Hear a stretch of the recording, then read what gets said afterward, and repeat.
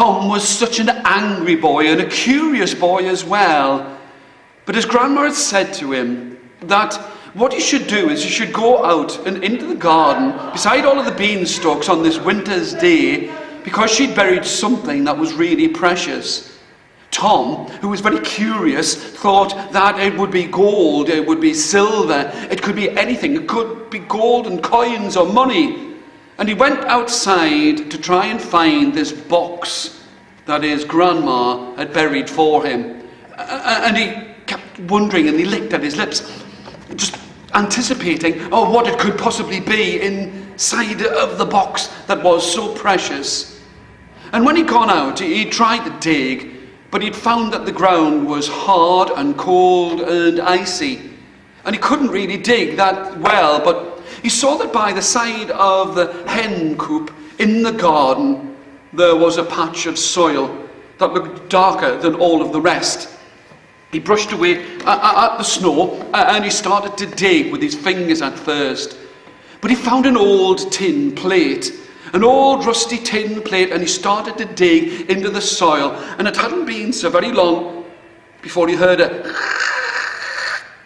as the tin plate rubbed against the box that was buried there. He started to laugh to himself.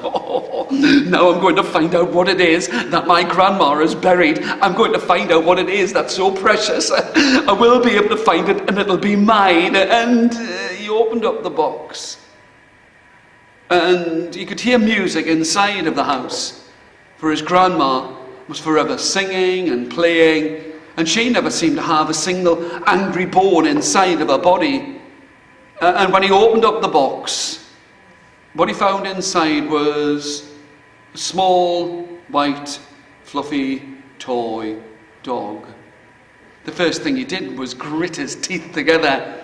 A toy dog?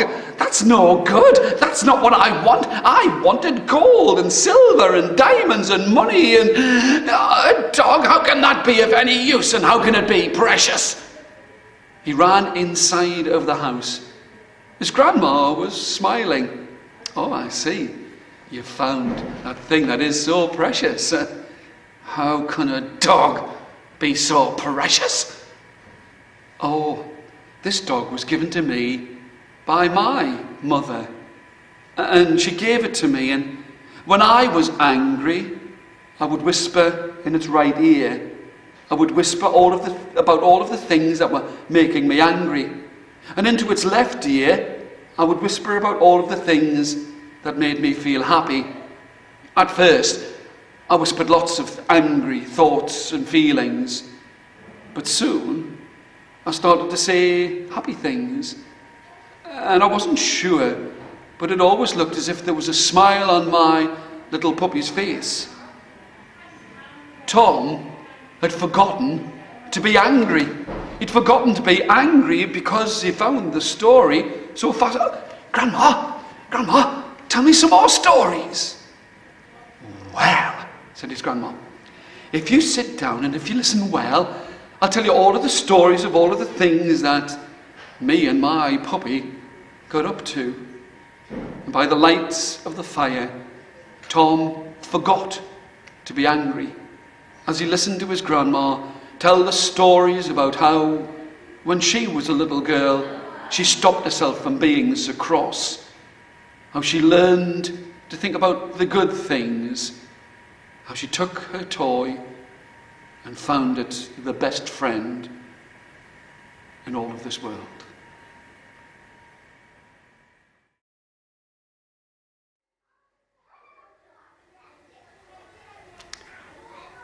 He knew that he was poor, for his clothes were old. His skin was a different colour to everyone else's inside of that village, and just because he had different skin, each and every person would call him names. He had no money, he had no work, and you would not doubt by the way that his mouth was downturned that he was sad.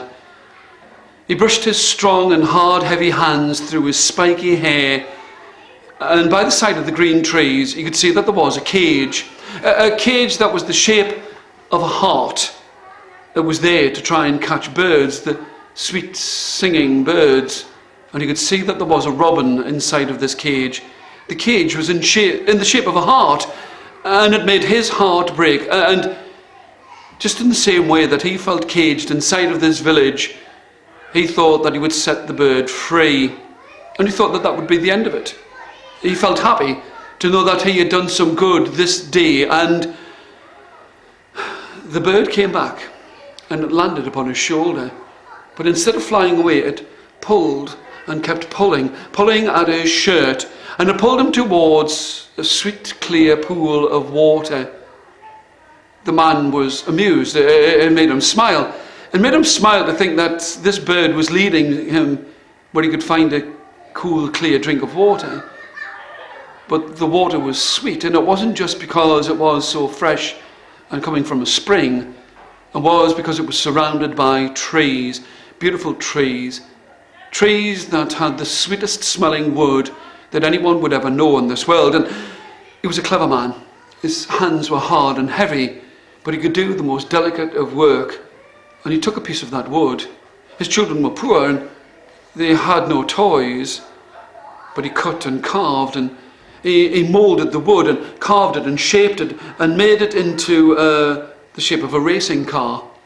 And he made not one, not two, but 3 racing cars for his 3 children. He took them back to his poor house, and those 3 children, they rejoiced, for all it was a small wooden car that each of them had. They could play with them, and now they had a toy. But as they played with them, the wood that they were made from gave a sweet smell to the air, and the other children, who had lots more money than them, well, they wanted to have one of those toys as well. They wished to have a model car cut and carved by this man's hands.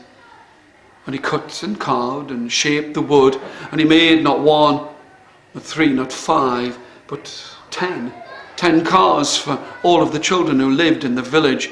And it was now that the parents of these children realized how mean they had been, that just on his appearance, just on the way that he looked, the colour of his skin, they had called him every name that they could think of. And as they saw the children happily playing together, they realized that they had been wrong. They'd been wrong to call him names for nothing more and nothing less than the way that he looked. I'd like to say that they all apologized, but it took them some time. They would come and collect their children from his house, and he would find food laid at his table, in a way to say thank you, in a way to say sorry.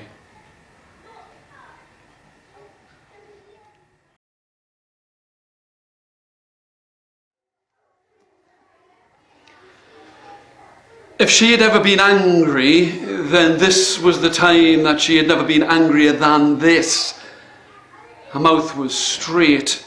All of her children had been given new expensive toys, and quicker than a wink or a blink of an eye, what had they done? They had smashed them.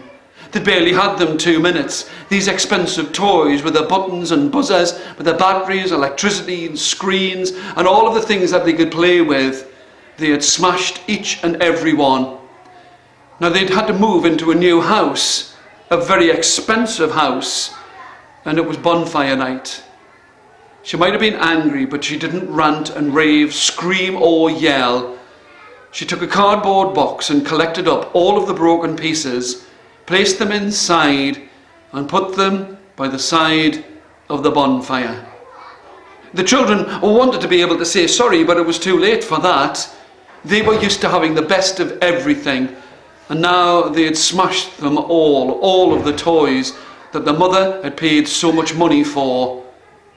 The cardboard box seemed to call to them, and when it came to the time for them to go outside to watch the bonfire, the mother spoke loud and long and pointed, "You stand there, you stand there." And to the youngest she pointed and said, "You stand there and enjoy yourselves." The children barely moved. They clapped and cheered when they thought they had to, but they watched as the mother reached towards the cardboard box. She reached towards the cardboard box, and she was just about to tip everything inside of it when an old man with a stick in his hand that tip-tap, tip-tap, tip-tap, tip, as he walked along said, "Hey, just a minute." And by the light of a firework, the children could see the old man's face. They could tell that he was very old, but they could also tell that he was no stranger to smiling. "Just a minute. Let me have that box of toys, those broken toys, and I'd like to give them to my grandchildren. I'm sure I can do something with them." The three children, the two boys and the one girl, looked and they couldn't believe it when they saw that the old man had taken away a box of useless toys. They had no more. The mother made sure that they did as they were told, and the weeks turned into months, and soon it was Christmas time. Christmas time, and they could see the Christmas tree, and they looked and thought to themselves, this is a chance for us to go and look to see what our mother has bought us. They looked underneath the Christmas tree, and there was nothing. No boxes, nothing there for them at all. No toys for them to look at, no toys for them to play with. And they thought to themselves that this would be the worst Christmas that ever there could be. But I've got to tell you, they went outside with the presents that they did get. They got socks and hats and scarves and gloves. They could play in the snow and they didn't get cold with the hats upon their heads. They could play with the snow and it didn't stick or melt to their fingers because they had gloves on. They had scarves around their necks. And as they stood there with the hats upon their heads, they looked very sad indeed. And they heard the tip-tap, tip-tap, tip-tap, tip of the old man as he went down to his old shed, and he looked to the children and said, "So, you didn't get any toys this year? Well, I've got something for you, just to say thank you for all of those broken toys that I fixed, and I gave them to my grandchildren. But I've got a box here. The box was old and the box was faded with time." But he brought the box down and says, "You can put your hand in once and take one thing out each." The oldest boy reached his hand, and on this worst of all Christmas days, or so he thought, he reached his hand and put it inside of the box, and he pulled out a wooden doll.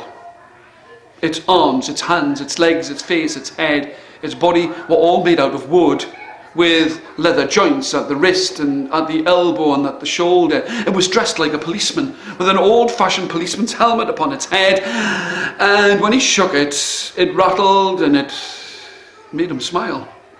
He was used to the most expensive toys in all of the world, and here was a simple old-fashioned wooden toy, and it made him smile. The second brother, he put his hand inside of the box and he pulled out a doll's house. It was no bigger than the palm of your hand, but it had a small door, and he looked inside and the walls were covered with wallpaper. Yeah, it was very small wallpaper. The floor was covered with carpet, and he opened it up and he said thank you. Terrible thing. It was only the second one who said thank you, and now there was just the youngest, the girl. She reached a hand inside and she put a hand inside of the box and pulled out a ball, a wooden ball. Thank you, she said. But it had lines on its side, and the old man took it from her hand and pushed it at one side, and one of the pieces that was the shape of the letter T fell out, and the whole of the rest of the wooden ball fell to pieces.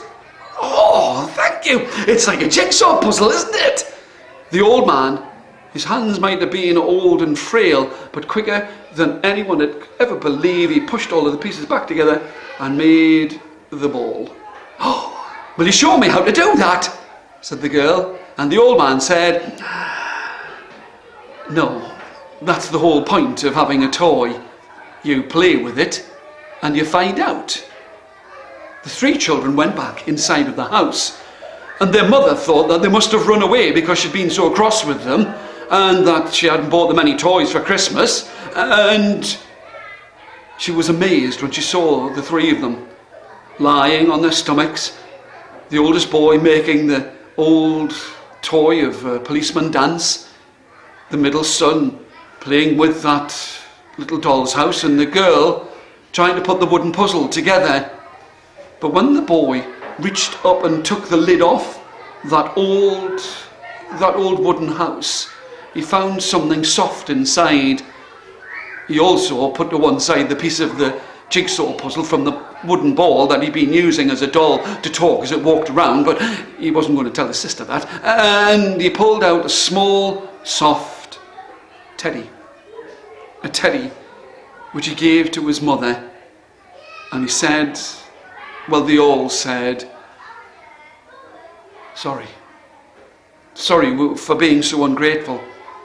Sorry for being so selfish to smash the toys. And the mother smiled. Her lips were no longer straight. Her eyes were no longer closed shut. She smiled at them. Did you really think that I wasn't going to give you any toys at Christmas? Come with me. And she led them to the small box room just by the side of the bottom of the stairs. And there was another Christmas tree. And under that tree, there were lots of toys. The children looked and said, oh, thank you very much. And then lay down on their stomachs and played with the doll that was in the shape of a policeman. They played with a wooden doll's house. And the youngest one, I think she's still trying to make a wooden ball that's like a jigsaw. I don't know, said the mother. You children. And she smiled.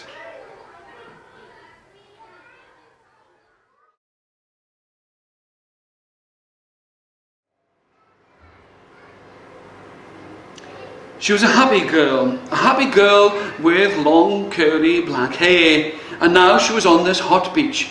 She travelled to this beach in the far part of Britain to go and visit her grandma. It had been a good train journey. She always looked forward to going to see her grandma who had so many old toys in the house. Lots of the things that she had in the house were very old. Her grandma always said, they don't make things in the way that they used to. The old things were always made better. Well, her grandma would let her play with her old teddy, but you would never be able to tell that the teddy was old. For ever since she'd been a girl, she would always wash it and make sure that its fur was fine and combed and soft. But this girl, this happy girl, always took the teddy with her whenever she went to go and visit her grandma. Now, she would never take it home to her own house, because it was her grandma's, and her grandma had loved it when she was a girl, and now that she was a girl, she loved it herself, and she always took it with them when they went for picnics or to collect shells. Now, this girl had been to a shop and she'd bought herself a plastic bucket and spade. The grandma had tutted, they don't make things as strong as they used to. They don't make them as well as they used to. But the girl took her spade, she took her bucket, and she started to collect all of the shells and put them inside. And when she started to try and make a sandcastle, she used the plastic spade and she pushed it into the ground. And as soon as she tried to pick up some of the sand, it started to... She could hear a clicking, a terrible kind of breaking noise. But she didn't stop. Her grandma was smiling to herself. They don't make things in the way that you used to. And the girl dug again. And she dug again. But this time when she tried to take out a huge shovelful of sand, the spade broke. The grandma said, you wait here. I'll come and get you something. The girl sat with the teddy by her side and she wondered what the grandma was going to bring back. She stroked its smooth fur. She smiled to herself because she knew that her grandma would bring her something good. And the grandma came back with an old-fashioned, wooden-handled bucket and spade. The spade had a wooden handle, but the bottom part of the spade was painted red, but it was rusty at the side. Grandma, what's this made out of? The grandma smiled. It's made out of something that's stronger than that plastic. I remember a time before plastic. Things were made strong then. And the girl tried to dig with this wooden-handled tin spade. There was a smell of rust in the air, but there was no chance that it was going to break. And the grandma smiled, told you, they don't make things as strong as they used to. The girl dug with the spade. The girl used the bucket, the tin bucket that scraped and crunched against the sand, and she made the biggest, widest, deepest hole and the tallest sandcastle you ever did see. But as they sat there, they could hear a pitter-patter, pitter-patter, pitter-patter, pitter-patter, pitter-patter, as the rain was starting to fall down. The grandma reached into her pocket. The girl looked.